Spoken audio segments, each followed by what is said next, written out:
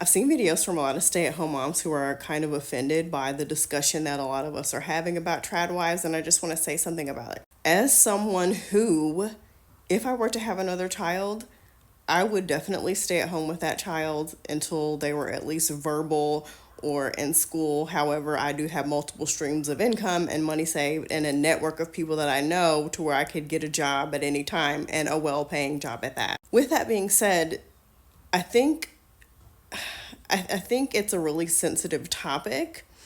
When we are talking about trad wives, we're not necessarily talking about, the typical stay-at-home mom. There's a difference. And I think a lot of women are getting triggered because you're having to question, why is it that I'm doing what I'm doing, whether it's good or bad? And that's a very uncomfortable place to be in when you've known things to be a certain way and you've been used to things being a certain way. It's very uncomfortable to have to take out a magnifying glass and examine those things.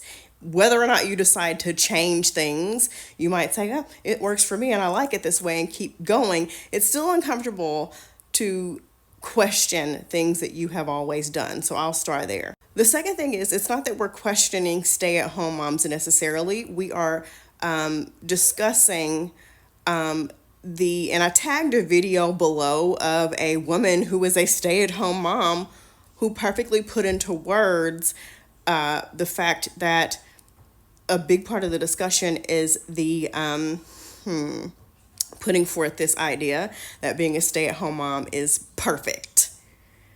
And it's actually messy, and postpartum depression and kids screaming and moments when you might feel overwhelmed. It's this idea that a lot of the people who are doing this particular content are not really honest about the fact that they have nannies and all the resources and the network available to allow them to film the beautiful content that they film. And most women are not going to have that exact same type of situation. It's the fact that a lot of these women who create this content, that is a job and they are making money from it. They are not fully reliant on another human being for money. And if their partner were to lose his mind and something were to happen, they would still have a consistent, substantial income coming in. And that's not the reality for a lot of women either. Women are allowed to have choices and do whatever they want that is best for them. However, I think it is very dishonest. I think it's very harmful to not be honest and have a discussion and say, hey guys, if you're going to be a stay-at-home mom, here's a few things we need you to know. It's not going to look like this rich influencer's life for the average everyday person. Hey guys, if you're wanting to stay home, you're gonna want to have some money saved up. You're gonna want to keep your skills refreshed in case you need to get back out there in the workforce. Hey guys, it is a huge risk financially to be reliant on somebody. It's like if you decide to bungee jump, there is a waiver that you have to sign that says these are the things that could happen. Just so you know, we want you to have a good time, but just so you know, these are the things that could happen. I also think that a lot of women who feel attacked by this discussion are having to be faced with the fact that if the well were to dry up, for whatever reason, it's not always because he's abusive or because he cheated on you. It could be because he passes away. It could be because he's laid off or his business, goes bankrupt or whatever.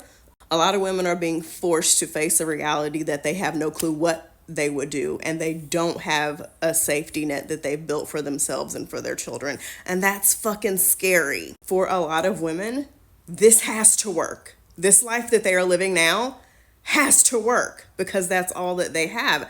And that is scary to know. So I personally don't think that people are necessarily attacking stay-at-home moms and a woman's choice to be a stay-at-home mom.